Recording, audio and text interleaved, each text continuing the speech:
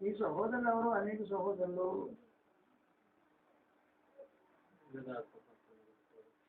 ఈ సహోదరులు దావీదు సింహాసనం కూర్చున్న వాళ్ళని తెలుసుకోండి. సహోదరులు నిబంధన బట్టి సహోదరులు. ఈ ప్రతి సహోదరుడు ఆరంభస్తుడు, అంత్యభస్తుడు, బెస్టుడు. లిస్టే అలాంటిది. ఎవ్వరూ చూడాలి. మనగాడిగా ప్రారంభించిన సొలొమోను అంత్యభస్తుడు. యోషియా మనగాళ్ళకు ప్రారంభించిన యోషియా అంత్యభస్తుడు. కాబట్టి అనేక సహోదరులు కొని మీరు ఇలాగ ఉండకూడదు అనేది సంకల్పం ఏర్పాటు. ఎవరెవరిలాగా ఉండకూడదు? మీరు వీళ్ళలాగా ఉండకూడదు, వీళ్ళలాగా ఉండాలి అనేది సంకల్పం.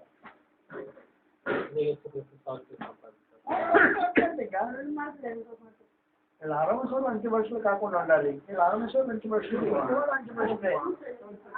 ఎవరి గురించి మాట్లాడాలి? ఆశ ఉన్నాడు, మహాభక్తుడు. కానీ అవిధేయుడయ్యాడు, కాళ్ళలో పుండు పెట్టాడు, దేవుడు విసర్జించి వైద్యులు పడుతున్నాడు అంత్యభస్తుడు. అలాగే ఎవరు జీవితం చూసినదే కనుక. కాబట్టి మీరు ఈ జనము ఇలా ఉండకూడదు, ఈయన ఇలాగ ఉండాలి అనేది ఆయన సంకల్పం. దాన్ని వంకలు తీపేసి నిత్య కుమారుగా ఇస్తారు. అన్ని సందర్భాలు ఆలోచన చేయాల్సిన అవసరం ఉంది. కానీ ఏదో ఒకటి కలకందాం, కలకాలు కలకాలు కనకలకాలు సంకల్పం చేసిన డౌట్ పెద్ద డౌట్. ధర్మశాస్త్రం నెరవేర్చడానికి వచ్చాను కదా, అదే మొత్తం 5:30 ఒక చమ్మలు కొట్టి ఇంకో చంప తీసుకున్నాను. నెరవేర్స్తే మామూలుగా చమ్మలు కూడా చమ్మలు పట్టాలి కదా, ఆయన చంప చూపించమన్నాడు. అదే ఎలా నెరవేర్చినట్టు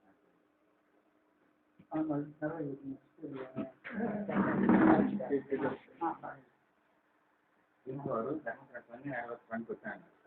5:30 ఒక చమ్మలు కొట్టి తీసుకున్నాను. అది ఎలా నెరవేర్చారు? సంగతి ఏంటంటే దృష్టి ఎదురించద్దు అని సూత్రం చేస్తారు.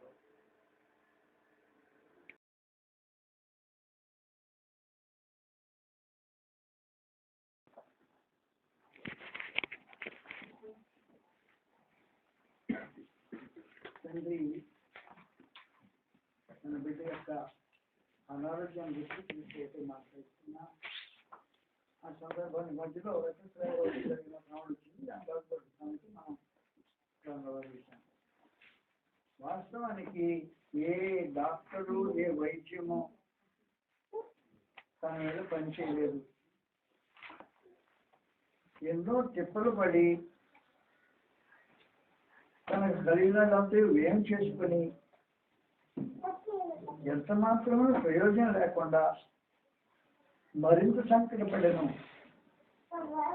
కాబట్టి ప్రయత్నాలన్నీ విఫలమైపోయాయి. యేసుని గురించి విని ఆయనతో సంధి కలిగితే బ్రతుకు మారుతుంది, వ్యాధి మారుతుంది, పరిస్థితి మారుతుంది అనే ఒక విశ్వాసంతో ఆమె ఆయన దగ్గరకు వచ్చి జన సమూహము ఎంత క్రికెట్స్ ఉన్నా, ఎవరి మీద పడుతున్నా తాను ఉద్దేశించిన కార్యం సఫలం చేసుకోవడానికి ప్రభువైన యేసు చెంగు ముట్టిందట. ఈ చెంగు ముట్టితే నన్ను ఎవరు ముట్టారు అంటాడు. ఏంటి అది? ఎవరు ముట్టారు? ముట్టడం వాళ్ళు ఎవరు? ఇప్పుడు నిలబడుతున్నారు కదా జన సమూహము. ముట్టింది ఎవరంటే నేను ఇప్పుడేం చెప్పేది, అది విశ్వాసము కాకుడు. కాబట్టి ప్రభువైన యేసు మన విశ్వాసపు తాకుడుని ఎదురు చూస్తుంటాడు వేలు చేయటానికి. విశ్వాసంతో ప్రభువుని తాకటం అనేది, మామూలుగా ప్రభువుని తాకటం అనేది, దానికి వ్యత్యాసం మాట్లాడాడు అక్కడ. మామూలుగా అంతా తాగుతున్నారు, ఎందుకంటే జనసమూహం, అది స్థలం లేదు, తప్పుకోవాలి, వేరే కార్యక్రమం. ఆ రూపంలో తాకటం వేరు, విశ్వాసంతో తాకటం వేరు అని ఒక ఉద్దేశం మాట్లాడాడు. అందువల్ల విశ్వాసంతో ఎప్పుడు ఎవరు తాకినా ప్రభువుని యేసు దగ్గర నుండి ఒక శక్తి వారికి వెళ్ళిపోయే ఒక విశేషమైన ప్రక్రియ అక్కడ జరిగింది. ఆయన రోజు శక్తి పోయిందంట బయటికి. ఎవరో తాకారు, ఆ శక్తి పోయింది. ఆ శక్తి ఆయన పోయిన కారణాలు ఆమె స్వస్థత జరిగింది. తక్కువ తాపుతున్నారు, ఏం జరగల. అందువలన మార్పు ఉద్దేశించిన విశేషమైన సంగతి ఏమంటే, ప్రభువుకు నీ విశ్వాసం తాకుడు అవసరం లేదు. నీ పరిస్థితికి ప్రభువుతో విశ్వాసం తాకుడు అవసరం ఏంటని. విశ్వాసంతో తాకటం వేరు, మామూలుగా తాకటం వేరు. మామూలుగా తాకేదాన్ని ప్రభువు లక్ష్య పెట్టడు. జనసమూహాలు ఎవరో మీద తగులుతామంటే దానివల్ల వచ్చే మీరు ఉండదు. ఈయన తగలకుండా ఏం చేసిందంటే కేవలం వస్త్ర చెంబులు మాత్రమే ముట్టిందంట. ఆ వస్త్ర చెంబులు ముట్టడంలో లోపల ఒక విశ్వాసాన్ని క్రియేట్ చేసుకోండి. ఏమని విశ్వాసాన్ని ఏర్పాటు చేసుకుందంటే, నేను ఆయన వస్త్రం చెంబులు ముట్టితే నేను బాగుపడతాను అని. అలాగున తన వస్త్రం చెంబులు ముట్టి నిలబడింది. ఎవరినో తాకేటప్పటికి ఆమె ఆశ్చర్యపోయాను, నాకు గుట్టు బయటపడింది అనుకుంటాను. అవును, నీ గుట్టు బయటపడింది. నన్ను ఎవరో ముట్టారు ఇక్కడ. అదేం చూడబట్టు అంటారు, అందరూ నిలబడుతున్నారు కదా, ఎవరు ముట్టారంటారేంటి? అవన్నీ నాకు లేకూడదు. నన్ను విశ్వాసంతో తాకితే నా శక్తి వారికి అనుగ్రహించబడుతుంది, నా సహాయం పొందుతారు అని ఒక విశేషమైన సమాచారం ప్రభువుని యేసు అక్కడ వెల్లడిపరిచాడు. విశ్వాసంతో జరిగించే పనులకు దేవుని సమూహంలో విలువ ఉంటుంది. విశ్వాసం లేకుండా ఏం చేసినా విలువ ఉండదు. అది ఆది నుండి కలిగి వచ్చిన సూత్రం. విశ్వాసము బట్టి హేబెలు కయ్యూని కంటే మరి శ్రేష్టమైన బట్టి. దేని బట్టి శ్రేష్టమైంది? విశ్వాసాన్ని బట్టి శ్రేష్టమైంది.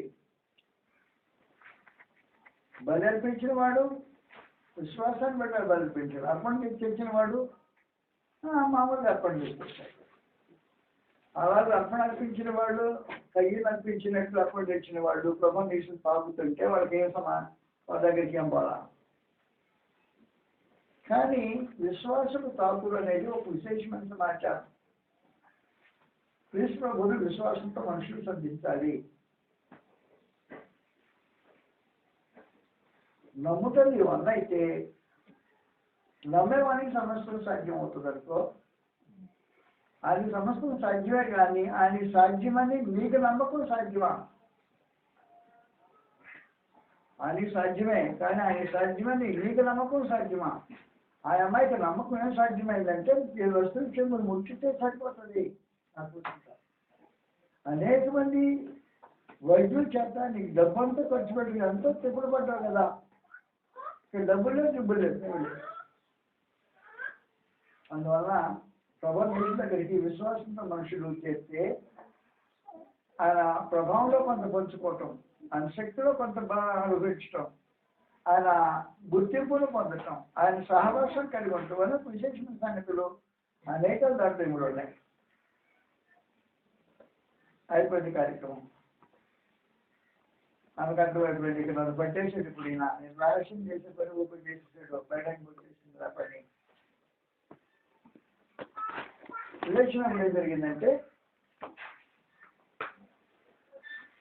వెంటనే ఆమె రక్తధార కట్టడం ఒకటి కనుక తన శరీరంలోని బాధ నివారణని గ్రహించను. రెండు సంగతులు జరిగాయి అక్కడ. వెంటనే యేసు తనలో నుండి ప్రభావం వేరువేడని తనలో తాను గ్రహించి జనసమూహం వైపు తిరిగి నా వస్త్రములు ముట్టినది ఎవరని అడుగుగా ఆయన శిష్యుడు జనసమూహం మీద కొట్టుకుని చూస్తున్నారే, నన్ను ముట్టినది ఎవరని అడుగుతున్నావా అని. ఆ కార్యం చేసిన ఆమె నలుగురు వల్లని ఆయన చుట్టూ చూచాను. అప్పుడు ఆ స్త్రీ తనకు జరిగేది ఎరిగి భయపడి వణగుచు ఆయన ఎదురు సాగిలపడి తన సంగతి అంతయు ఆయనతో చెప్పాను. అందుకు ఆయన, కుమారి, నీ విశ్వాసం నేను స్వస్థపరిచిన, సమాధానం కలుగును, నీ బాధ నివారణ అయి నీకు స్వస్థత గురుకలు కానీ అంతా చెప్పాను. అనేకను మాట్లాడుతుండగా సమాజ మందిరపు అధికారి ఇంటి నుండి కొందరు వచ్చి, నీ కుమార్తె చనిపోయినది, దేవతను బోధకుని ఎందుకు కనపడదు అని యేసు వారికి చెప్పిన మాట లక్ష్య పెట్టక, భయపడకము, నమ్మికొచ్చినంత మాత్రం సమాజ మందిరంతో చెప్పి పేతురు యాకోబు వారిని తప్ప మరి ఎవరినైనా తన వెంట వెళ్ళరాని యొక్క సమాజ మందిరపు అధికారి ఇంటికి వచ్చి వారు గొల్లుగా చాలా ఏడ్చు ప్రవాహించటం చుట్టూ చూచి లోపలికి పోయి, మీరేళ్ళకుండా చేసి ఏడుస్తున్నారు, ఈ చిన్నది నిద్రించుతున్నదే కానీ చనిపోలేదని వారితో చెప్పాము. అందుకు వారు ఆయన ఆకర్షించేది. ఈ చిన్నది నిద్రించుతున్నదే కానీ చనిపోలేదు మాట జాగ్రత్త గుర్తుపెట్టుకోవాల్సిన అవసరం ఉంది. ఆ అమ్మాయి అపరాధం చేత పాపం చేత చచ్చింది కాదు,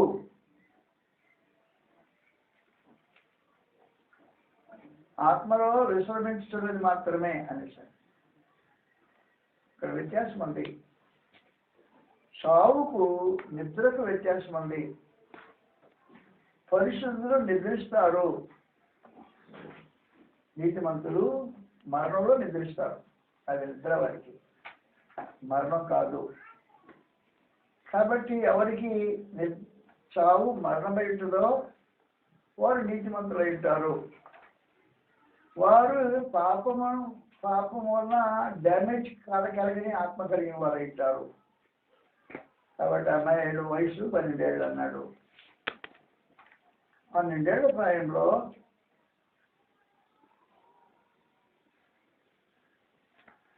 యూద సాంప్రదాయాన్ని బట్టి మైనారిటీ చేరదు. 12 ఏళ్ల వయసులో ప్రభువును యేసు స్వయంగా తానే లోకాసువార్త 2వ అధ్యాయంలో దేవాలయంలోకి వెళ్ళి ఆ 2వ వచనంలో శాస్త్రులకు పరిచయులకు జ్ఞానులకు ఆయన ప్రశ్నలు వేస్తూ సమాధానాలు చెబుతూ చాలా విచిత్రమైన సంగతి క్రియేట్ చేశాడు. అది 12 ఏళ్ల ప్రాంతం. 12 ఏళ్ల వయసుకు మనుషులు బాధ్యులు అంటే తమ దోషాలు తమ బాధ్యులుగా ఎంచబడిన వయసు లాగా కనిపిస్తుంది గ్రంథంలో. 12 ఏళ్ల వయసు అమ్మాయి అని ప్రత్యేకించి గ్రంథం తెలియజేస్తుంది. 12 ఏళ్ల ప్రాయంలో బిడ్డలు పాపములకు బాధ్యులుగా ఎంచబడతారా?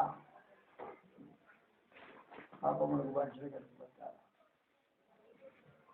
పాపములకు బాధ్యులుగా ఎంచబడితే ఈ అమ్మాయి ఏ పాపమైనా బాధ్యులు ఎంచబడితే ఆ కండిషన్ జాగ్రత్త గుర్తుపెట్టుకోండి. ఎంచబడితే ఆ ఎంచబడిన రూపం ఈ అమ్మాయి ఏదైనా దోషం చేస్తుంటే అప్పుడేమై ఉండేది? అపరాధం చేత పాపం చేత చచ్చి ఉండేది కదా. ఆదాము యొక్క స్థితిని పంచుకుని ఉండేది. ఆదాము ఒకే ఒక దోషం చేశాడు, దాన్ని అపరాధాలు పాపం పంచుకున్నాడు. ఈ అమ్మాయి 12 ఏళ్ల వయసులో అతన్ని చేసినట్టు దోషం పంచుకునే అవకాశం ఉండేది. ప్రభువు యేసు మాట్లాడాడు, ఈమె చనిపోలేదు, నిద్రిస్తుంది అన్న. ఆ నిద్ర నీతిమంతుల విశ్రాంతిని సూచించేది. చచ్చారు అందరూ. గ్రంథంలో మరో చోట నిద్రించిన వారిని గురించి మీకు తెలియకుండా నాకు ఇష్టం లేదు అంటాడు. వారు నిద్రించిన వారంటే నీతిమంతులుగా కళ్ళు మూసిన వారు. నీతిమంతులుగా కన్ను మూసిన వారిని నిద్రించిన వాళ్ళు అంటారు. కాబట్టి ఈ గ్రంథంలో ఈ మాట రాబడింది. నిద్రించిన వారిని గురించి మీకు తెలియకుండా కృష్ణుడు మొదలు చేసుకోవాలి 4వ అధ్యాయంలో ఇది నిద్రించిన వారికి సంబంధించి. నువ్వు చచ్చేవా నిద్రించేవా అనేది చాలా వ్యత్యాసమైన సమాచారం. 13వ వచనంలో సహోదరుల నిరీక్షణ నిద్ర వల్ల మీరు దుఃఖపడకుండా నిమిత్తము నిద్రించుతున్న వారిని గురించి. నిద్రించుతున్న వారు అంటే నీతిమంతులుగా తను చాలించిన వారు నిద్రించుతున్న వారు. నీతిమంతులుగా తను చాలించితే నిద్రించిన వారు లెక్క, చచ్చిన వాళ్ళ లెక్క కాదు. వాళ్ళు మృతుల లెక్కలో పడరు.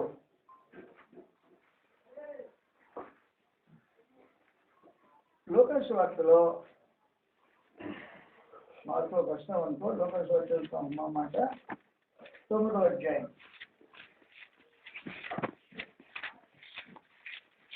లోకాసు వార్త 9వ అధ్యాయంలో ప్రభువైన యేసు ఎలా మాట్లాడుతున్నారు.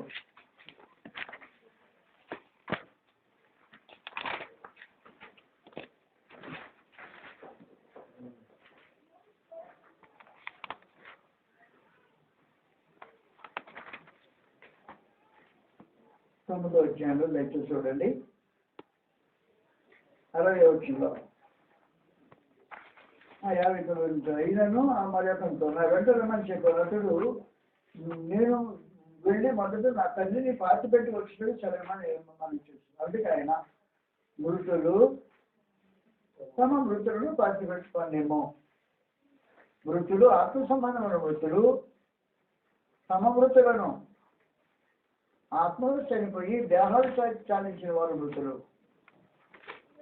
తమ మృతులు ఎవరంటే ఆత్మలు చనిపోయి దేహాన్ని చాలించిన వారు మృతులు. ఆత్మ సంబంధంగా అపరాధం చేత పాపం చేత చనిపోయిన వారు మృతులు. అపరాధం చేత పాపం చేత చనిపోయిన వారు పాపం చేసి దేహం చాలించిన మృతులు పాటుపెట్టుకొని అని చెప్పారు. మీకు అర్థం ఉందో లేదో అంత లేదా వచ్చింది అక్కడ లింక్ ఉంది. తర్వాత మెరుగుగా ఆలోచించాల్సిన అవసరం ఉంది. ఆ కుర్రాడు తండ్రి శవం ఇంటికాడు వస్తే క్రీస్తు మాటలు విని ఆయన ముఖ దర్శనం చేసుకుని వెళ్ళాలని వచ్చాడు. ఇది చర్చకు వచ్చాడు. ఆ సమాజ కార్యక్రమం జరిగించాలి. ఈ సమాజ కార్యక్రమం జరిగించే ప్రత్యేకమైన సందర్భంలో ప్రభు నుంచి ప్రయాణం చేస్తున్నా ఇలాగకుండా ఆయన ముఖ దర్శనం చేసుకుంటే ఆయన మాటలు వినాలి చేస్తాననే ఉద్దేశంతో బయలుదేరికి వెళ్ళాడు. ఆ కుర్రాడు ఏం చేస్తున్నాడు? ఆయన వాళ్ళకి చెప్పాడు, సిగ్గుని చెప్పాడు కదా, మా నాయన శవం ఇంటికి వస్తాయా పాతి పెట్టుకుని వస్తానన్నాడు. పాతి పెట్టుకుని వస్తానంటే ప్రభు అన్నాడు, నువ్వు పాతి పెట్టడానికి సజీవుడు నీవు అవసరం ఉండదు. సజీవుడు మృతులను పాతి పెట్టవలసిన అవసరం ఉండదు. అవసరం ఉండదు.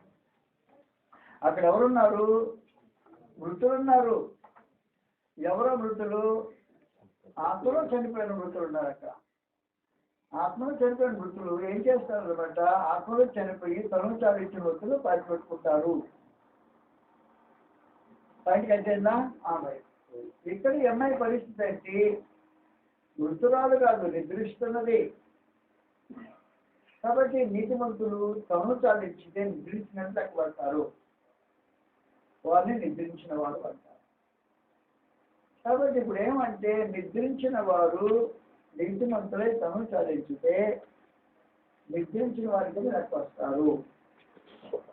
అది విశేషం. కాబట్టి ఈ ప్రభుత్వం ఏమన్నదంటే ఈ చిన్నది నిద్రిస్తున్నదే కానీ చనిపోలేదు అన్నారు. వాళ్ళే అనుకున్నారంటే భౌతికంగా ఆలోచన చేశారు. ప్రభుత్వం ఏది చనిపోలేదంటే ఏ రూపం చనిపోలేదు అన్నాడు. వాళ్ళకి అర్థం కాల. అది గుడ్డి మేళాలు. ఆ మేళాలు ఏమన్నా హబ్బా చచ్చిపోతే కావలేదంటే ఏంటారు. అది కనీసం ప్రభుత్వం ఏంటన్నాడు, ఈ అమ్మ బ్రతికే ఉంది, చనిపోలేదు, దేవునికి దూరం కాలేదు, పర్లోక పాత్రగా తెలుసుకోలేదు, ఆత్మను పోగొట్టుకోలేదు, సజీవంగానే ఉంది, నిద్రిస్తూ ఉంది. ప్రభువు యేసు ఈ మాట మరొకసారి యోహాను సువార్త 11:5 ఉపయోగించిన మనకు తెలుసు. యోహాను సువార్త 11వ అధ్యాయం, జాన్ చాప్టర్ 11. నాతో జరిగిన సంభాషణలో ఈ కార్యక్రమం ప్రభు యేసు మాట్లాడుతున్నారు. యోహాను సువార్త 11వ అధ్యాయంలో మీరేం తెలుసుకోవాలంటే షేడ్స్ ఆఫ్ మీనింగ్ ఎలా ఉండే గ్రంథంలో అని తెలుసుకోవడం చాలా ప్రాముఖ్యమైన సమాచారం.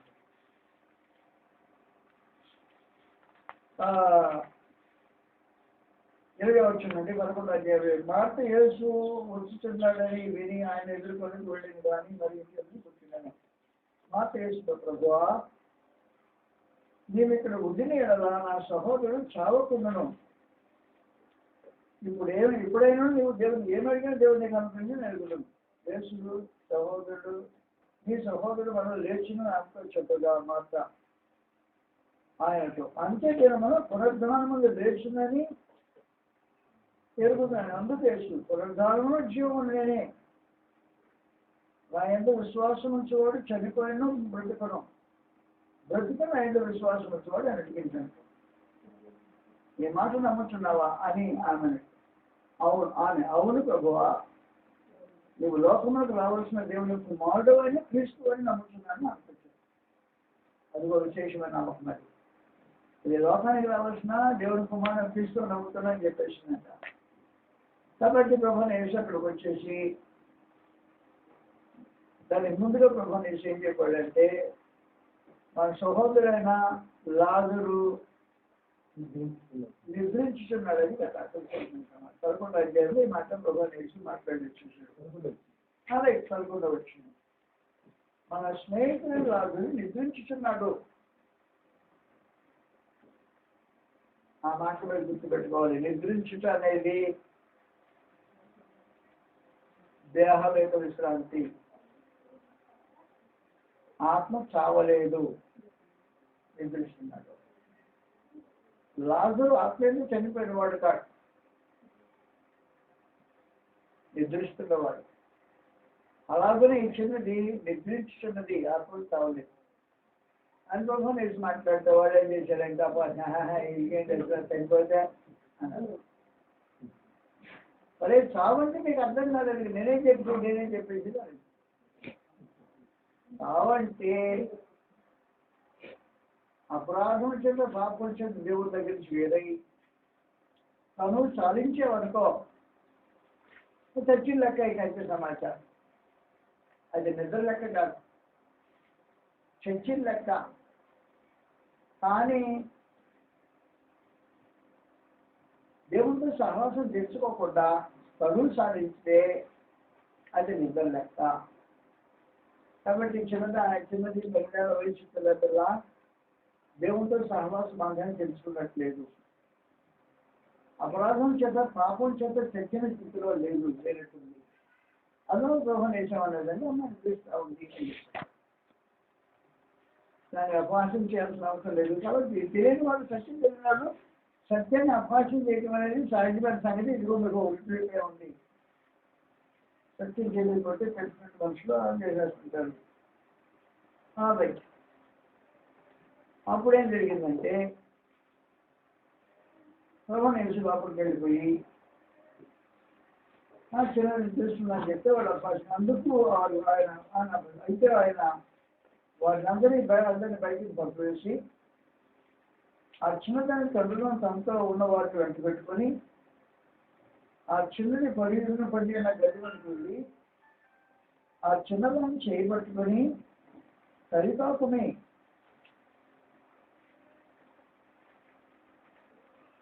అని ఆమెతో చెప్పాను. ఆ మాటకు చిన్నదానా లేమని నీతో చెప్పుతున్నానని అర్థం.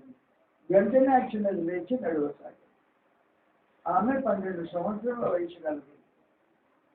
వెంటనే వారు బహుగా విస్మయం జరిగినది ఎవరికి తెలియకూడదని ఆయన వారికి గట్టిగా ఆజ్ఞాపించి ఆమెకు ఆహారం పెట్టదని చెప్పాను.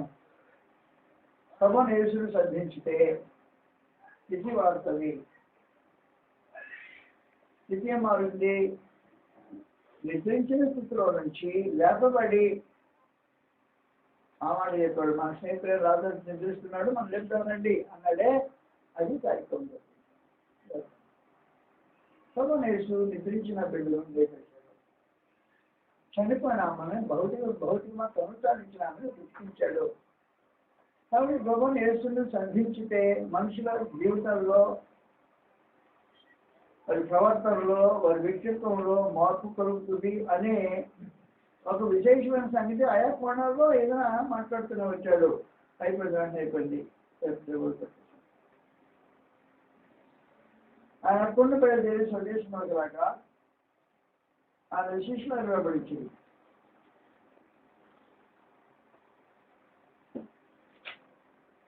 విశ్రాంతి వచ్చినప్పుడు ఆయన సమాజ మందిలో బోధించారు.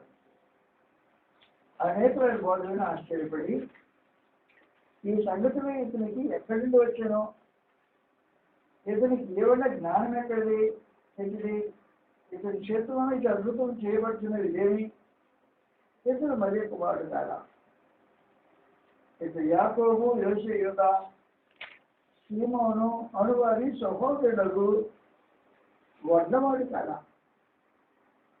అతని సహోదరి వాళ్ళు అంతా పుట్టినారు కదా అని చెప్పుకొని ఆయన విషయమే అభ్యంతరం. అందుకే ప్రవక్త తన స్వదేశంలోనూ తన బంధువులు మరియు రైతువారికి తప్ప మరెక్కడ దాని చెప్పాను. అందువలన కొద్దిమంది రోగుల నుంచి వాటిని స్వస్థపరిచి తప్ప మరి ఏ అద్భుతమో వారు ఎక్కడ చేయగలకపోయారు. ఆయన వారి అవిశ్వాసము కాసిపోయారు. ఒకే రకం మాట్లాడు. జాగ్రత్తగా ఒకసారి గుర్తుపెట్టుకుంటే ప్రభువుని యేసు యొక్క ఎంగిల్ పాలు తాగినాడు అంటారు మన భాషలో. ఎంగిల్ పాలు తాగిన సహోదరులు సహోదరులు ఉన్నారు అట.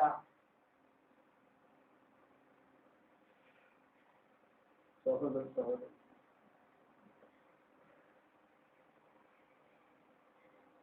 ఇటీవల యేసు ప్రభు మన అన్న అనే సందేశం మీరు కొంతమంది వినే ఉంటారు. అది గ్రంథం ఆధారంగా మాట్లాడిందా,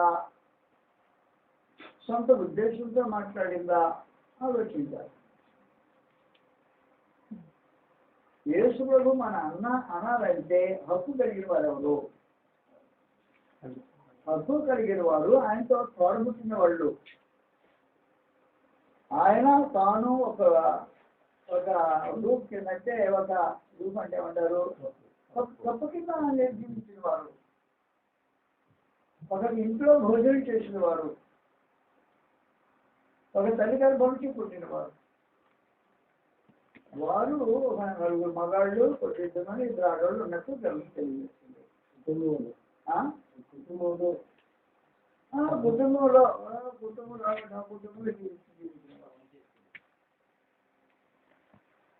కేవలం కుటుంబం జీవించడం వేరు, ఒక తల్లి గర్భవించిన ఒక వేరు. ఎందుకంటే ఒక కుటుంబంలో ఇద్దరు ఆడపడి పిల్లల్ని పెంచుకున్నాను అనుకో, కుటుంబంలో బిడ్డలే, కానీ వాళ్ళు ఒక తల్లి గర్భం తెచ్చిన వాడు కాదు. వీళ్ళు అలాంటి టైప్ కాదు. ఒక తల్లి గర్భం తెచ్చిన వాళ్ళు జన్మ మూలంగా ఒకే తల్లి గర్భం నుంచి వచ్చి ఒకే స్తన్యపానం చేసిన వాళ్ళు. అది వారి విశేషమైన సంగతి. ఒకవేళ ఎవరైనా యేసు అన్న అని అధికారులు ఎవరికైనా ఉంటే ఎవరికి ఉంటుందంటే వారికి మాత్రమే ఉంటుంది. అవునా? ఇంకెవరికైనా ఉంటుందా? ఎవరికైనా ఉండే అవకాశం ఉంటుంది. ప్రభువుని ఏమని పిలవాలి? ప్రభువుని ఏమని పిలవాలి నీకు తెలియాల్సిన అవసరం ఉంది. ఏమని పిలవాలంటే యోహాను సువార్త 11వ అధ్యాయంలో ప్రభువుని యేసుని ఏమని పిలవాలి? మన పెద్దన్న, అలాంటి అబద్ధాలు మాట్లాడవద్దు. మన పెద్దన్న కాదు, ఏం కాదు, ఆయన మన ప్రభు. యోహాను సువార్త 11వ అధ్యాయం 11 ఏమంది? నేను చేశాను, మీరు చదవండి. బోధకుడనియు ప్రభు అని మీరు నన్ను పిలుస్తున్నారు. నేను బోధకుడను ప్రభువును కనుక మీరు ఇట్లా పిలిచిన న్యాయమే. ఇట్లు పిలిచిన న్యాయం. ఎలా పిలవడం న్యాయము? అన్నాన్ని పిలవడం న్యాయమా?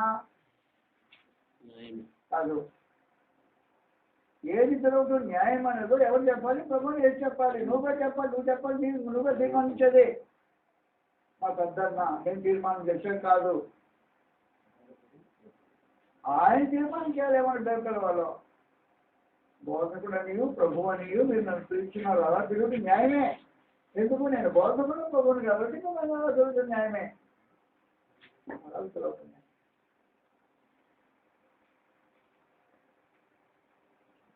యోహాను ముందు యాకోబు పేరు మొదలుంది. ఎవరిలో ఆ నలుగురు లిస్టులో యాకోబు పేరు మొదలుంది. కాబట్టి యాకోబు ప్రభువుని యేసు తర్వాత పుట్టినవాడు యాకోబు. ప్రభువుని యేసు తర్వాత పుట్టినవాడు, అదే గర్భంలో చేసినవాడు, ఆ తల్లిని పానం చేసినవాడు, ఆ కప్పు కింద ఉన్నవాడు, ఆ కుటుంబంలో జీవితం చేసినవాడు, తల్లి భోజనం చేసినవాడు. నాకు అనుభవం అది. కాబట్టి యాకోబు ఏమన్నాడంటే, ఆయన మా పెద్దన్న, నేను తర్వాత వాడిని, నా తర్వాత ఇంకా ముగ్గురు తమ్ముళ్ళు ఉన్నారు, చెల్లెళ్ళు ఉన్నారు అని చెప్పాలి. కానీ తాను చెప్పడానికి తెగించలేదు. ఏమన్నాడంటే యాకోబు, దేవుని యొక్కయు యేసుక్రీస్తు యొక్కయు బానిసవాడిని ఆయన యాకోబు. నన్ను నేను ఆయనతో పరిచయం చేసుకోవాలంటే నాకు ఆయనకుండే బాంధవ్యము, ఆయన యజమానుడు, నేను బానిసను. అలాంటి బాంధవ్యం నేను ఏమని పిలుస్తానంటే, ప్రభువు యేసు నా యజమాని, నా బోధకుడా, నేను నీకు బానిసవాణ్ణి అని చెప్పుకుంటాను. యాకోబు 1వ అధ్యాయంలో సమాచారం. యాకోబు 1వ అధ్యాయంలో 1వ వచ్చిలో యేసుక్రీస్తు దేవుని యొక్కయు యేసుక్రీస్తు యొక్కయు బానిసనైన యాకోబును నేను. అది కొంచెం నైస్. తెలుగు వాళ్ళు ఏం చేశారంటే కొంచెం నైస్గా దాసులనే దిద్దారు. దాసులనే పరిస్థితి కాదు వాస్తవానికి గ్రీకులో. బానిసవాడనైనా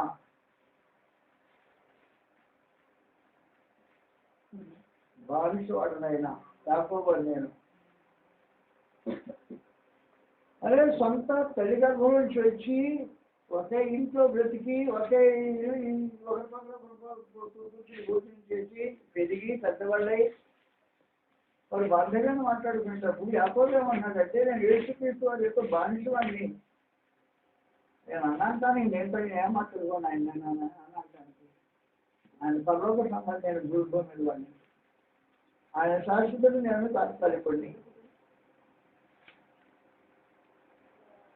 జీవించడం కాదే జీవన నష్టం లేని వాడు, నేను కొడుకు నేను తెచ్చేవాడిని. నాకు సంబంధం ఏంటి? అసలు అంటానికి ఆయన నేను అనుకోవడానికి సంబంధం ఏంటి? ఏం లేదు. యేసుక్రీస్తు అది బాధించేవాడిని అనుకున్నాను. నా టైటిల్ నాకు తెచ్చుకోగలిగింది. అతనేలాగంటే మనం ఏమనాలి? ఆయన మా పెద్దమ్మ మేము తమ్ముళ్ళు అనాలా? ఇదేం తెలుగుదేశం పార్టీయా? తమ్ముళ్ళు అన్నానికి తమ్ముళ్ళు అన్నానికి పార్టీ కాదు.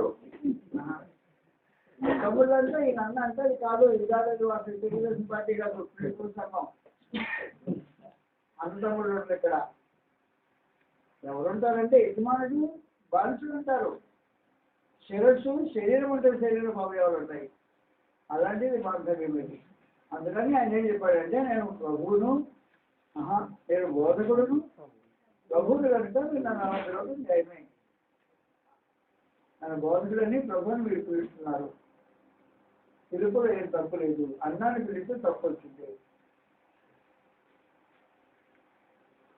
కాబట్టి ప్రభువుని యేసుని ఎవరు దేహ సంబంధం కదా కానీ ప్రయత్నం చేయలేదు, ప్రత్యేకించి చెప్పేశారు. అందులో చిన్న బిడ్డు. ఆ బిడ్డ ఏంటంటే, యాకోబు అనేవాళ్ళు 2-3 ఉన్నారు మొదటి శతాబ్దంలో. ఈ 2-3 యాకోబులు ఉండే, అందరూ ప్రముఖులైన యాకోబులు, 2-3. ఈ ప్రముఖులైన యాకోబులో ఏ యాకోబు ఎవడు అని చేర్చడానికి ఏం చేశారంటే, సహోదరులు ప్రభు సహోదరుని యాకోబు అని ఆడు చెప్తారు. ప్రభు సహోదరుని యాకోబని పరిచయం చేసేవాళ్ళు చెప్పారు. కానీ ప్రభుని యేసు నా సహోదరుని, లేదా నేను ఆయన సహోదరుని కానీ యాకోబు ఎవరు చెప్పిన వాడు కాదు. కాబట్టి కలుపులు రాసిన పరిస్థితి మాట్లాడకూడదు. కాబట్టి ఏ విషయానికైనా మీరు సమయం సందర్భం జాగ్రత్తగా తెలుసుకోవాల్సిన అవసరం. సమయం సందర్భం లేకుండా అదిగో ఆయనతో మా అన్న మేము ఈ తమ్ముళ్ళని కాదులే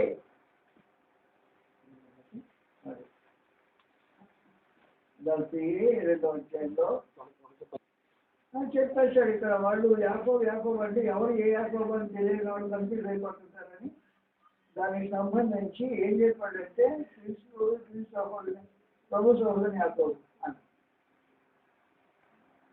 యాకోబు ఇక్కడ ఇంకొక ఆయన ఉన్నాడు. ఏం యాకోబు అంటే 11వ వచనంలో యాకోబు. అయితే అంతేపు వచ్చినప్పుడు అతను రకాలుగా చెప్పింది కనుక అతను ముఖం ఉంటే తెలిసింది.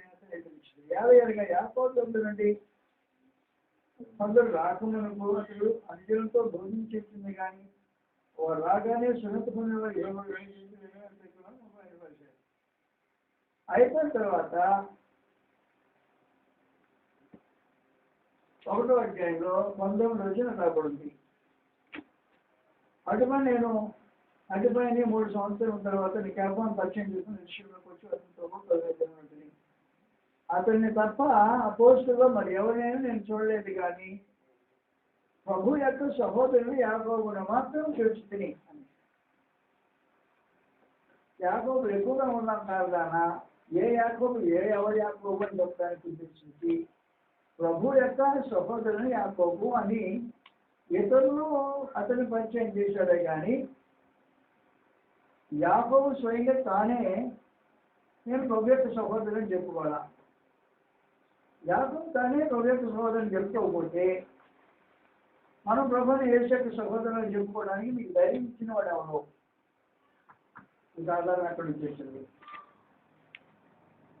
అందువల్ల ఈ సంవత్సరం మీరు జాగ్రత్త అందరూ విమర్శలు ఏం చెప్పాలంటే ప్రభుని యేసు సహోదరుగా గుర్తింపుని వారికి ఉన్నారు ఊళ్ళో 6వ అధ్యాయంలో. అంటే వాస్తవం ఏం జరిగిందంటే ఈ ప్రెజెంటేషన్లో దేవునితో క్రీస్తులో ఎలాగూ సహవాసం కలిగి ఉన్నాడో అలాగే యాకోబు యేసయ్య యోధ అనే వారితో అలాంటి సహవాసం కలిగి ఉన్నాడు క్రీస్తు. అది నిత్యతో సహవాసం, ఇది భూమి సహవాసం, శరీరధారి సహవాసం అని చెప్పడానికి చెప్పిన సందర్భాలు అవి. కాబట్టి శరీరధారి అయిన తర్వాత ప్రభువైన యేసు మానవుల్లో సాటి మానవులతో సహవాసం నిర్వహించిన వాడు ప్రభువైన యేసు అని చెప్తానికి ఏం చేసిందంటే దీనికి జ్ఞానం ఎక్కడి నుంచి వచ్చింది? అద్భుతంగా మాట్లాడుతున్నాం. ఎక్కడి నుంచి వచ్చిందా? అరే ఇది చదువుకోలేదే, ఆయన వర్ధమని చేసుకుని వచ్చినాడు కదా. వర్ధమని కుమారుడు అంటే వర్ధమని చేసేది ఎంత బిడ్డ ఇన్ని చెప్పని ఉద్దేశించి మాట్లాడాడు. వర్ధమని చేశాడు కదా ఎవరు చేసేపు? వర్ధమని చేశాడు, వర్ధమని చేసేది తర్వాత కార్ఖానాలో పనిచేసేది కుర్రాడు వర్ధమని కుమారుడు కుర్రాడు కాడా? యాకోబు చేసే యోధా ఏ రాజులండి అనేవారు. సహోదరుడు మనతో కూడా ఉన్నారు కదా అని చెప్పి అది ప్రభువుని యేసు యొక్క భూమికి. వాస్తవానికి నేను ఒక్కటి మాత్రమే తెలియజేయడం ఉద్దేశించింది ఏమంటే ప్రభువుని యేసు శరీరంలో పాల్గొడై అంటే శరీరధారి అయిన తర్వాత అబ్రహాము సంతాన స్వభావం ధరించాడు కాబట్టి దేహంలో ఏ ఒక్క వికృతమైన రూపాన్ని ప్రదర్శించలేదు. అంటే అబ్రహాము సంతానము ఎలాంటి దేహంలో జీవించారో సృష్టి నిర్మాణం చేసిన వాడు, దేవునితో నిత్యత్వం అనుభవించిన వాడు, ఈ సమస్యలకు ఆధారపడిన క్రీస్తు రక్తవంతుడు పాల్గొడైనప్పుడు కేవలం ఒక మానవుడిగానే ప్రత్యక్షమయ్యాడు, కనబడ్డాడు. ఆయన వేరే రూపంగా కనబడ్డా చూసే వారికి ఒక యూదుడుగా కనిపించాడు. సమరస్త్రీలాగా అన్నాడు. యూదుడుగా లేవు, సమరస్త్రీలాగా వెళ్తున్నావు. నీ డ్రెస్సు, నీ ఆకారం, నీ బొమ్మ, నీ జాకెట్ పెట్టండి అని ఆయన అలాగే లోపంలో ఉన్నాడు. ఎలాగూ ఒక యూదుడిలాగానే లోపంలో ఉన్నాడు. ఈ లోకము ఈ యూదుని మూలంగానే కలిగింది.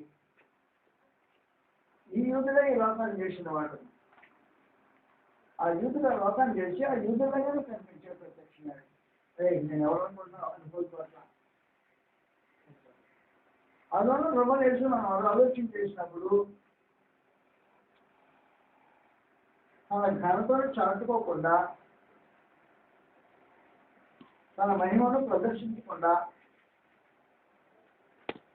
తన దేవత స్వభావాన్ని అంతటి లోపంలో చూపించకుండా ఒక మనిషి పోలికేటప్పటికీ ఆయన అలాగూ జీవించిన విశేషమైన జీవితం.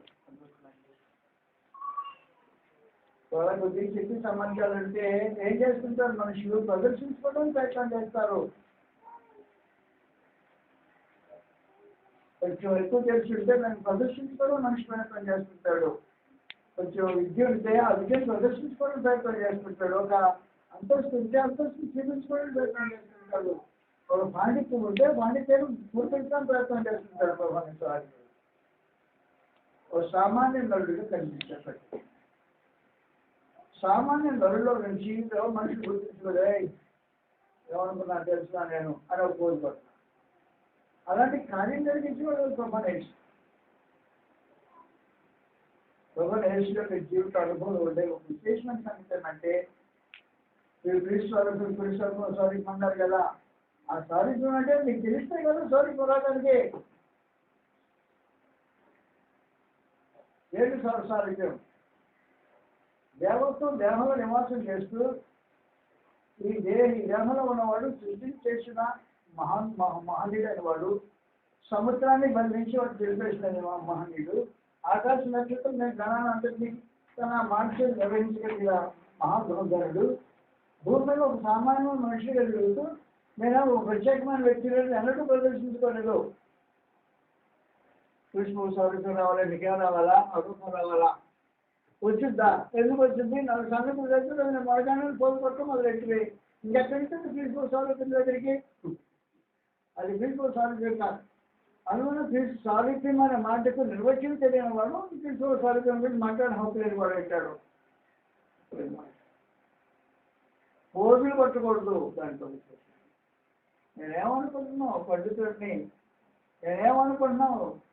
పులాసుని నేనేమనుకుంటున్నావు? ఓ మాట అని ఎలాగో పోజులు కొట్టే కార్యక్రమం. నేనేమనుకో ధనవంతుడిని ఏమో భాగ్యం అలాగూ పోజులు కొట్టే కార్యక్రమం. అరే సృష్టి నా వల్ల కలిగింది, నేను దేశంలో ఏమనుకుంటున్నా నన్ను గురించి అని ఆ మాట చెబుతాను. నువ్వు సృష్టి చేయగలిగిన స్థితిలో సృష్టి నిర్మాణం చేసి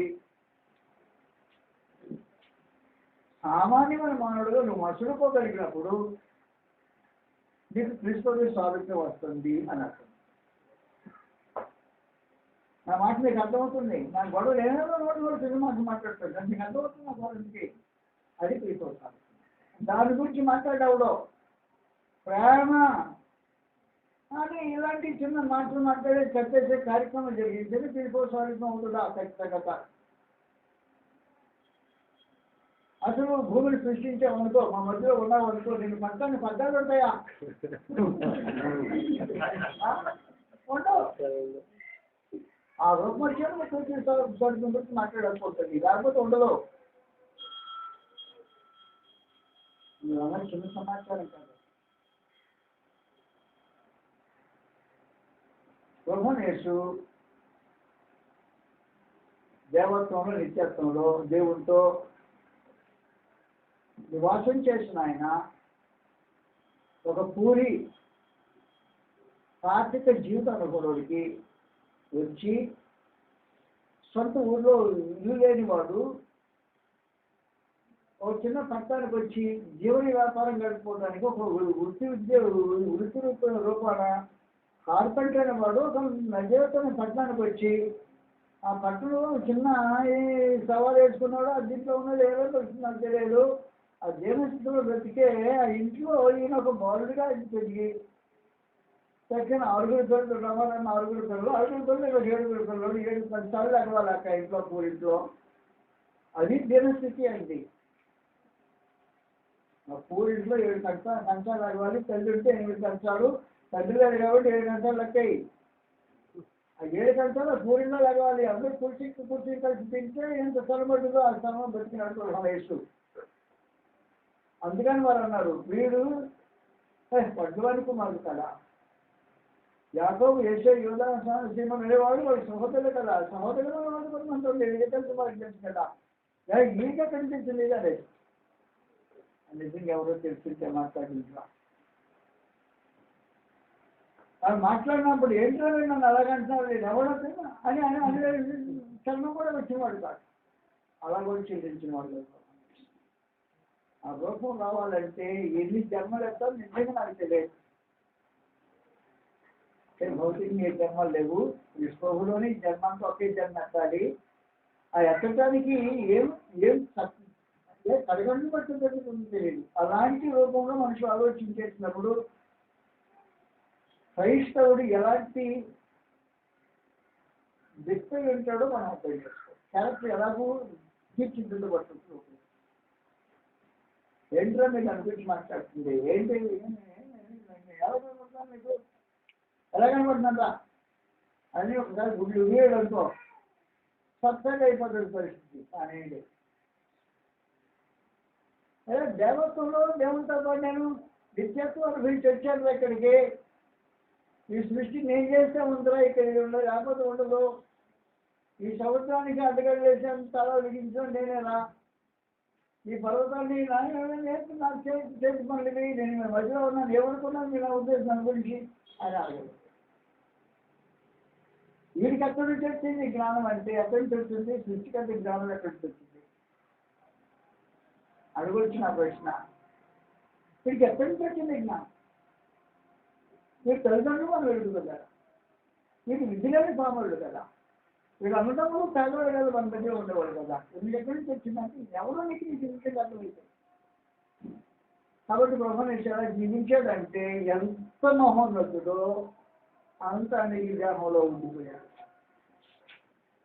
కాబట్టి దేవతలకు సర్వపరిపూర్ణత దేహంలో అణిగిపోయిన స్థితిలో ఉండిన బ్రహ్మదేశుడు రావాలంటే ఏం చేస్తే వస్తుంది?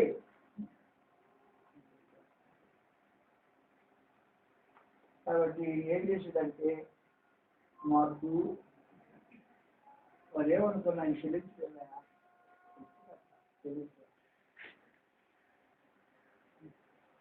అలాంటి ఒక విశేషమైన వ్యక్తిని గురించి మార్పు తన రచనలో రాస్తూ వారు ఏమనుకోకూడదు, ఎవరు వెనుకున్నా కూడా చెల్లించకుండా దేహస్వభావంతో అంగీకరించి దీనిపై అడిగి మడిగి జీవించిన అద్భుతమైన జీవితాన్ని వెళ్ళొచ్చింది.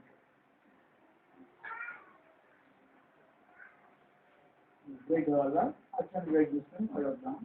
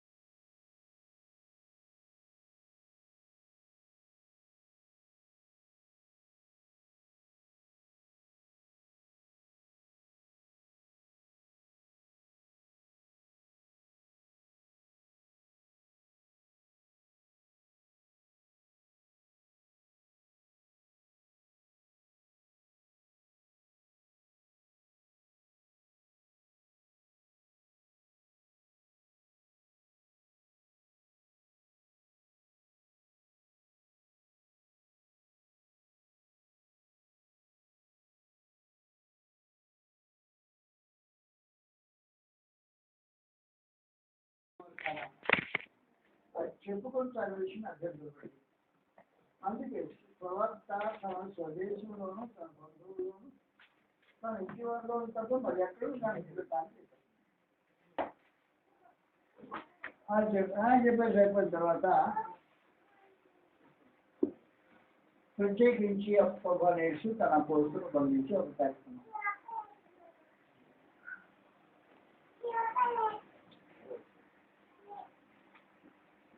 ఏడో వచ్చి నుండి ఆయన 12 శిష్యులు తన దగ్గరికి వచ్చి వారిని ఇద్దరిద్దరిగా పంపించు.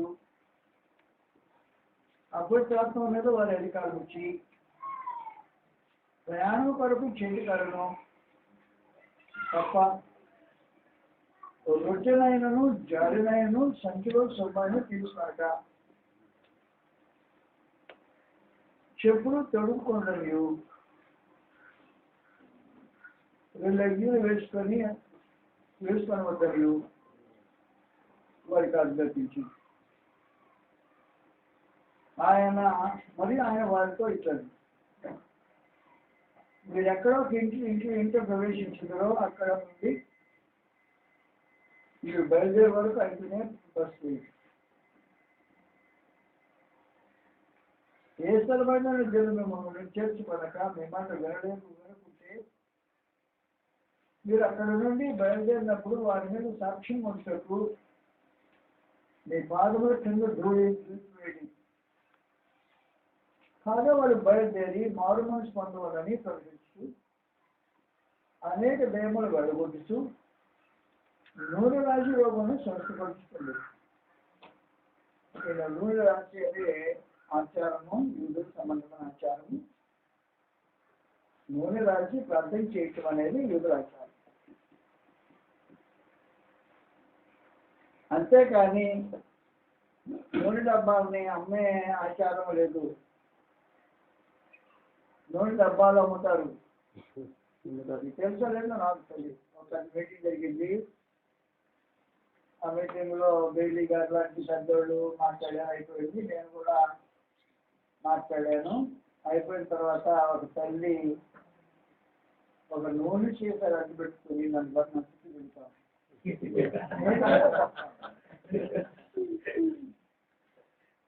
ఇంకేంటో విషయం తెలుసునా అయ్యా నేను ఊరికి ప్రార్థన చేయమంటే దీని అమౌంట్ ఉంది పావుల రోజు అంటే ఆ డబ్బు తీసుకుని దానికోసం ప్రార్థన చేయమని ఆయన అనుకోరు. ఊరికే ప్రార్థన చేయమంటే రుచులు కావాలంటే నాకు చేసిన అనుకుని పావులా ఉంది. ఈ నూనె సీసాలు అమ్మటం అనేది ఈ నూనె రాసిన మాట చూసుకొని ఒక మత సంబంధమైన ట్రెడిషన్ ఏర్పాటు చేసి నూనె రాసి ప్రార్థన చేయమనే మాటలు ఉపయోగించారు. ఇది యూదు ట్రెడిషన్. యాకోబు పత్రికలో కూడా కనిపిస్తుంది. యాకోబు సహోదరుడు అది యూదుల మధ్యలో పనిచేసిన వాడే కాబట్టి ఆ ట్రెడిషన్ పాత్రమైన ట్రెడిషన్ వాళ్ళకి వచ్చేసి కార్యక్రమం జరిగించారు. అంతేకాని నూనె రాసి ప్రార్థన చేయటం అనేది అవసరమైన కార్యక్రమం కాదు. యాకోబు పత్రికలో 5 పెద్దలు తెలియజేయి.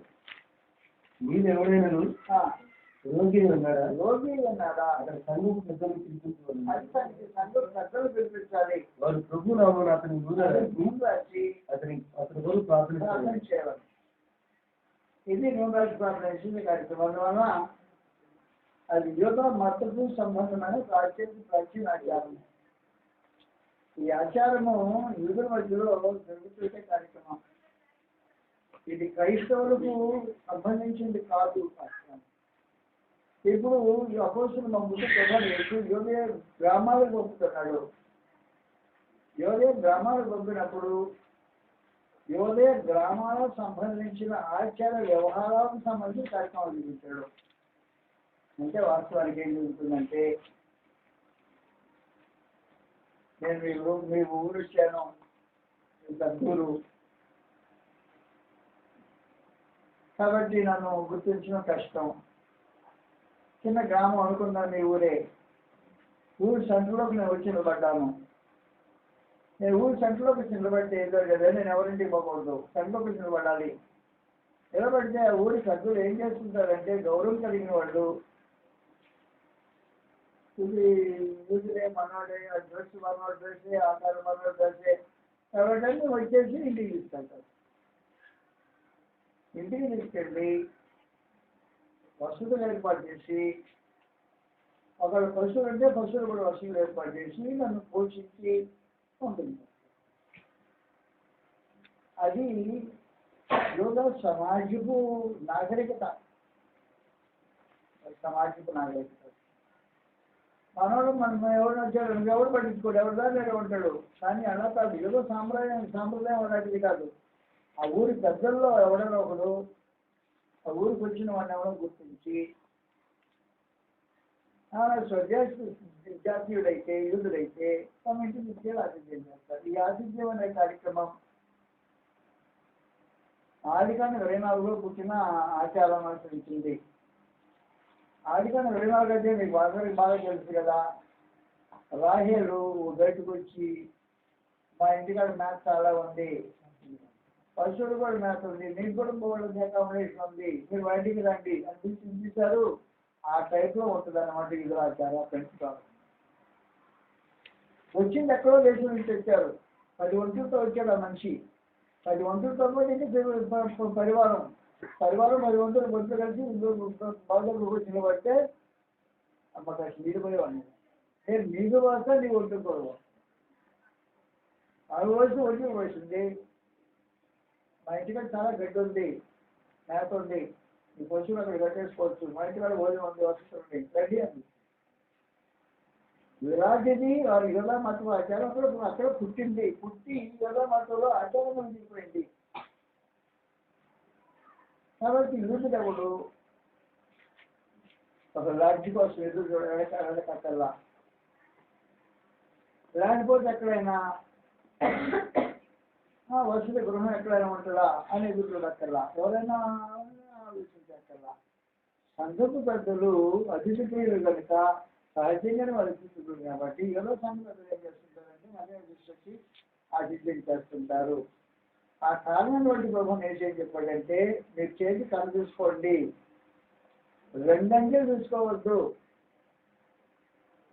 బట్టలు మార్చుకునేదంట మీ ఇంట్లో పోతే వాడు నీకు సప్లై చేస్తాడు.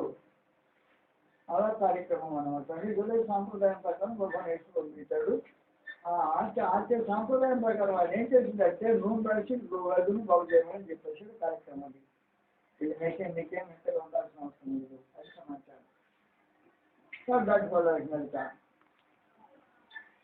ఆయన కీర్తి ప్రసిద్ధమైన కనుక రాజేంద్ర కూర్చుని బాప్తిస్మా నుంచి మృతులో నుండి లేచిన్నాడని అతనికి అతని ఏమో అద్భుతములు చేయాలనుకుంటున్నా చెప్పాడు. కథలుడు అనమాట. బాప్తి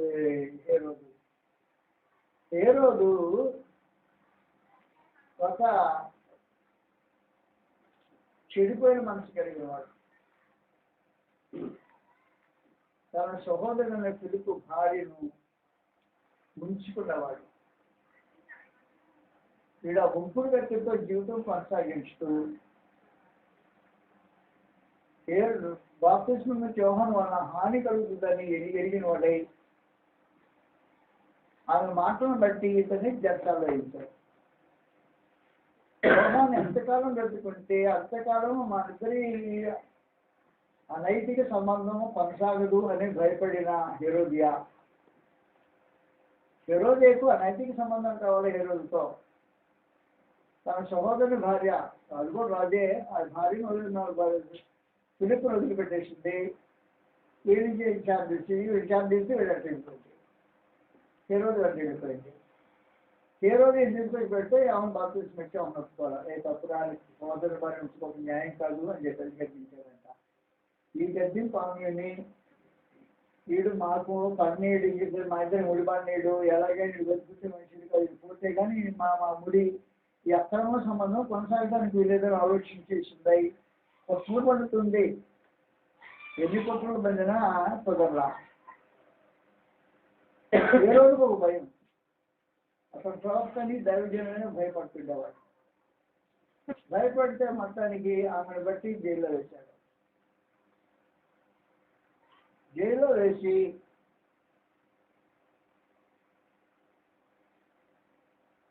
కార్యక్రమం కొనసాగుతున్నాం. బైబిల్లో 2 బర్త్డేలు జరిగినాయి. 2 బర్త్డేలు సావులతో ముగించాయి. సావు లేకుండా బర్త్డే ముగించలా. కాబట్టి ఒకడు రాజుని పొరవ అడుగుతూ రాజుని పొరవ చేసుకున్న బర్త్డే, ఇది 2వ బర్త్డే. కాబట్టి ఇద్దరు రాజులు అదిలే ఇద్దరు బర్త్డే చేసుకున్నారు. ఇద్దరు బర్త్డే సమయంలో ఇద్దరు మనుషులు చెప్పేయడం జరిగింది. అపోజిట్తో అంతమైంది బర్త్డే. ఈ బర్త్డే మనం పనులు తెలుసుకోవడానికి ప్రయత్నం చేస్తున్నాం. ఈ నాగరికత ఎక్కడి నుంచి వచ్చిందో నిజంగా తెలియదు. ఈ నాగరికత అమెరికా దేశపు నాగరికత నుండి వచ్చి ఉంటుంది. రోజు బర్త్డే చేసుకోవడం బైబుల్ నుంచి వచ్చిన బర్త్డేలు అయ్యే కార్యక్రమాలు అయితే చదువుకు అర్థం కావాలి. కాబట్టి ఏం ఇంట్లో ఎవడో కావాలి, మీరు బర్త్డే చేసిన వాళ్ళు ఇంట్లో ఎవడో కావాలి. అది ట్రెడిషన్ ధన్యం వచ్చింది. అలా సాగు మీకు అవసరం ఉండదు. కాబట్టి ఎక్కడికి తెచ్చుకుంటారంటే అమెరికా దేశం నుంచి తెచ్చుకుని కార్యక్రమం ఇస్తుంది. కాబట్టి బర్త్డే ఒకటి జరిగింది. ఈ బర్త్డే రోజున అది బాగా తాగారు ఎవరు ఏ రోజు తాగి తప్పు తాగిన మనిషి ఇక ఏ రోజు మరి కుటుంబంతో డ్యాన్స్ ఇస్తున్నది. ఈ డ్యాన్స్ బర్త్డే కాబూల్ పార్టీ ఒకేలా జరుగుతుంది. ఈ బర్త్డేలో అంతలో తీరు ముగ్గులైపోయేదంట. దేనికి ఈ అమ్మాయి డ్యాన్స్ అయితే డ్యాన్స్ చూసి ముగ్గులు అయిపోయిన తాగుపోతుంది ఏం చెప్పాడంటే నీకు ఏం కావాలంటే చేస్తే అడుగుకోవాలి. కండిషన్ ఉందో ముందు రాదు కదా. రాజు ఒక వాగ్దానం చేయకముందు ఏం చేయాలంటే వెనక ముందు వెనక అనేక విషయాలు ఆలోచించేసి ఏ విధమైన కీడు రాని వాగ్దానం చేస్తున్నారో పోయి ఆ తాగుబోతు మొత్తం ఏం చేసినట్టు మేమడికి తెలుస్తాను. ఇది పచ్చిపిల్ల ఏం తెలియదు, ఏం అడుకోదో తెలియదా. నేరుగా అమ్మ దగ్గరికి వస్తుంది. అమ్మ దగ్గరికి వస్తే ఒకటి మహాకర్షాత్వము. ఈ కర్షాత్వము బాప్తిస్మం తల మీద పెట్టుకోండి ఆలోచన. కాబట్టి అమ్మాయి ఏమడిగిస్తానంటే మరి నేను ఏమడిగినంటే ఏమడిగితే నాకు ఏం రాఉన్నాయి ఈరోజు సొంతం కావాలంటే వాడు పోవాలా ముందు సొంతం కావాలి చెప్పు. ఏ చేసుకున్నా డెకరేట్ వస్తువు అది కనీసం డెకరేట్ వస్తువు ఇంట్లో ఒక నాలుగు పెట్టుకుంటే తరగతి ఇంట్లో పెట్టుకుని బతుకుతావా దృష్టి ఉండదు. అలాంటి ఆ దృష్టి పరిస్థితులు పోయి అయ్యా నాకు ఏమక్కలేదు బాప్తిస్మం ఏమన్నా ఏమడిగిన ఇస్తానన్నాడు కదా. ఇదే కదా నేను అడిగింది. ఇంకా ఈ కాలే కదా ఇంకేం అభ్యంతరం. ఎంత బాధపడ్డాడు. బాధపడినా జరిగిన అభ్యంతరం. ఈ బాప్తిస్మం తల కొట్టిన తర్వాత చాలా దోషపరికమైన మనస్సాక్షిని దుష్ట ప్రవర్తనను సరిదిద్దుకోవడానికి ఒక కొత్త ఫిలాసఫీ కనిపెట్టాడు. ఆ ఫిలాసఫీ ఏంటంటే బాప్తిస్మం బ్రతికే దినాల్లో ఏ అద్భుతం చేయలేదు. ఆయన ఎప్పుడైతే బాప్తిస్మం చంపేసిన వెంటనే అంతే వయసు కలిగిన వాడు మళ్ళీ స్థితిలోకి వచ్చాడు. కాబట్టి అంతే మా మనిషి స్థితిలోకి వచ్చాడంటే బాప్తిస్మం యోహాను చంపితే నేను ఏం చేశాను. ఆ బాప్తిస్మం యోహాను మృతుల నుంచి లేచి ఇప్పుడు శుద్ధికి అద్భుతాలు చేస్తున్నాడు. కాబట్టి యేసుక్రీస్తు అంటే ఎవరో కాదు, బాప్తిస్మం యోహాను అనే ఒక కొత్త ఫిలాసఫీ పుట్టించిన వాడు ఈ వస్తువాడు. ఇలాంటి వాడు కష్టం. డాక్టర్ తయారు చేశాడు అనమాట ఒకటి కొత్తది. అప్పుడు ఈ డాక్టర్ వచ్చేసినట్టు. కాబట్టి బాప్తిస్మం యోహాను చంపిన ఒక ఘోరమైన బర్త్డే, దురదృష్టకరమైన జన్మదినం, శాపగ్రస్తమైన జన్మదినం మరో జరిగిపోయింది కార్యక్రమం.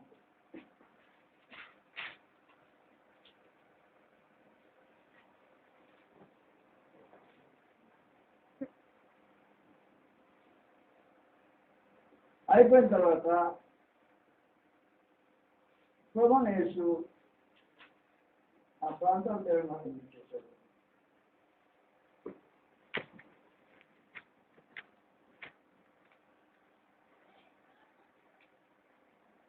పరిచయులు ఉన్నారు, మహాశయులు, శాస్త్రులు ఉన్నారు, మత నాయకులు. ఈ శాస్త్రులు పరిచయులు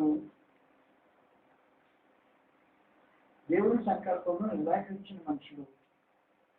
యోహాను బాప్తిస్మం పొందకుండా దేవుని సంకల్పం మహానులు ఏం చేస్తున్నారంటే వారి ఆడంబర్యాచారం వలన దేవుని అగ్ని నిలబెట్టుకొని ఒక ముసలి తల్లి దేవుని బిడ్డ దగ్గరికి వచ్చిన ఆయన, అరే మరి అనారోగ్యం ఉంది, ఒక 1000 రూపాయలు ఇలా బాగు చేసుకుందాను. అమ్మ అడగడం కుమారుడు న్యాయమా కాదా? న్యాయమేనా? అప్పుడు చాలా పరిచయాలు నేర్పించారు. అందువల్ల మీ అమ్మకి ఏం సాయం చేయలేదు పిచ్చారా? అది చేయాల్సిన అవసరం లేదురా. దేవుడు దేవాలయతం వల్ల చెప్పినమ్మా నీకు కావాల్సిందమ్మా 1000 రూపాయలు కావాలి, అదే దేవుని కనిపించానమ్మా అంటే నా తల్లికి ఏం చేస్తలేదు నేర్పించారు. అట్లా విపరీతమైన సంగతి ఏమి తల్లికి ఏం సాయం చేయలేదు. దేవుడు కనిపించాలని చెప్పేసాయి బాను భాష నేర్చుకున్న కుర్రాడు. కాబట్టి భగవన్ దాని గురించి ప్రత్యేకించి మాట్లాడటానికి 7వ అధ్యాయానికి వచ్చారు. వారి పారంపర్యాచారం గురించి మాట్లాడుతున్నారు.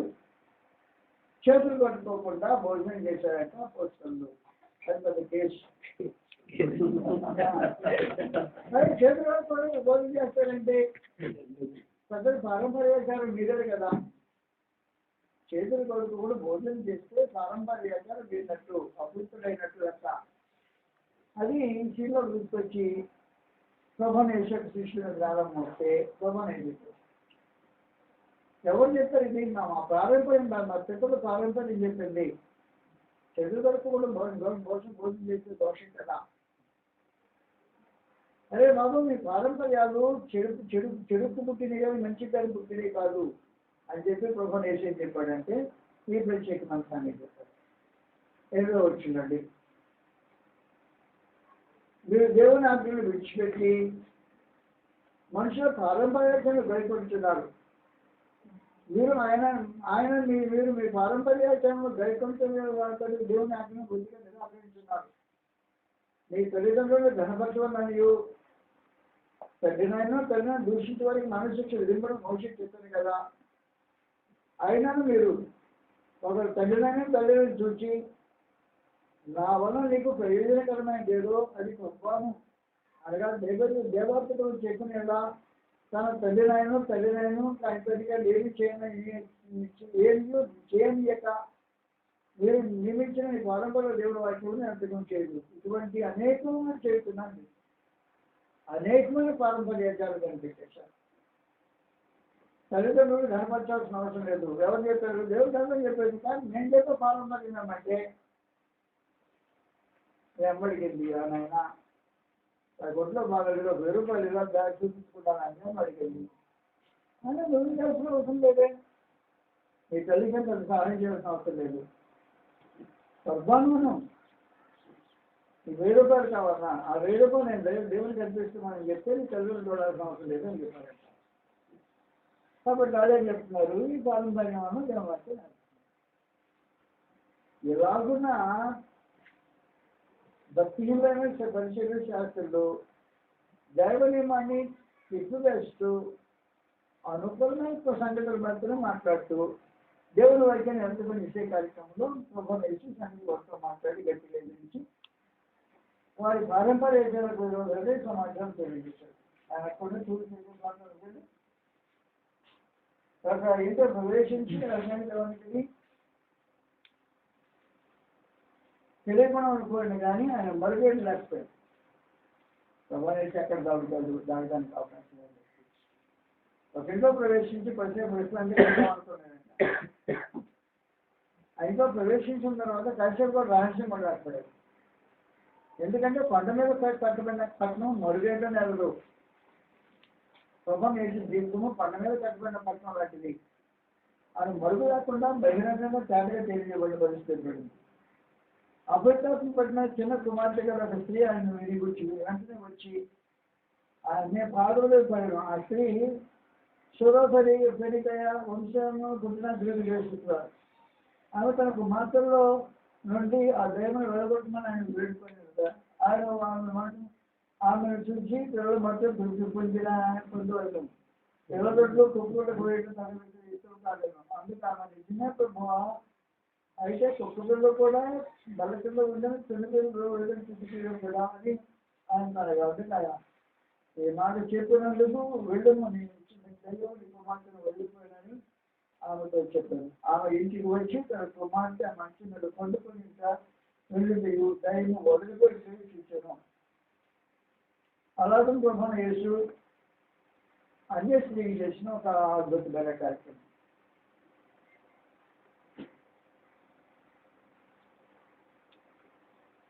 ఆమె విశ్వాసాన్ని పరీక్షించాడు ప్రభు యేసు. వాస్తవం ఏం జరిగిందంటే ఒక అన్ని జాస్తి స్త్రీ పిల్లకి దయ్యం పట్టింది. ఆ దయ్యం పట్టిన పిల్లవన్న ఇంట్లో బాగా బయటకు ఇవ్వబడతాం. ప్రభావితున్నాయా, దయచేసి నా బిడ్డకి దయ్యం పట్టింది, వెళ్ళగొట్టినాయా అని పలకలా కలకం. పలకలు జరగకపోతే శిష్యులు అన్నారు, ఎందుకని నేను పలకపోతే ఆయన మౌనంగా మాట్లాడుతున్నా, పలకొట్టాయి అన్నారు. వెళ్ళగొట్టమంటే ఆయన వాళ్ళ మాట విన్నట్టు, అమ్మా మీరు కుక్క పిల్లలు కదా, నా దగ్గర ఉన్న రొట్టెలు పిల్లల కోసం చేసిన రొట్టెలు కుక్కలకి వచ్చిన న్యాయం కాదు కదా. ఆమె దానికి కుక్క పిల్ల అనే మాటకి కూడా అవమానపరచబడకుండా, అవును ప్రభు మేము కుక్కలమే, ఆగం లేదు, కానీ చిన్నపిల్లలు రొట్టెలు తింటుంటే ముక్కలు కింద పడతాయి కదా, ఆ ముక్కలు పడిన ముక్కలు కుక్కబట్ట కదా వేరేసాలి అయ్యేలాగే.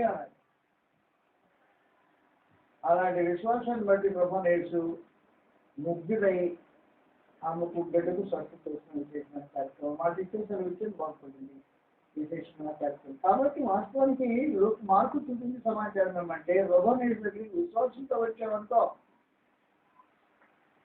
దానికి ఖచ్చితంగా మరో జీవితం ఉంటుంది, మరో స్వభావం ఉంటుంది, ప్రత్యేకమైన జీవిత అనుభవం ఉంటుంది అని ప్రత్యేకమైన సమాచారం.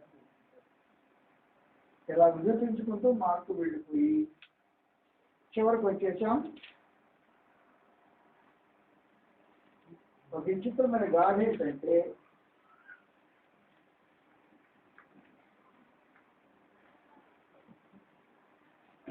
ప్రభు నీ దగ్గరికి వచ్చాడు. ఈయన ప్రభుత్వాన్ని గౌరవిస్తాడా అనే ప్రశ్న. ఈ ప్రభుత్వాన్ని గౌరవిస్తాడనే ప్రశ్న ప్రవేశించిన తర్వాత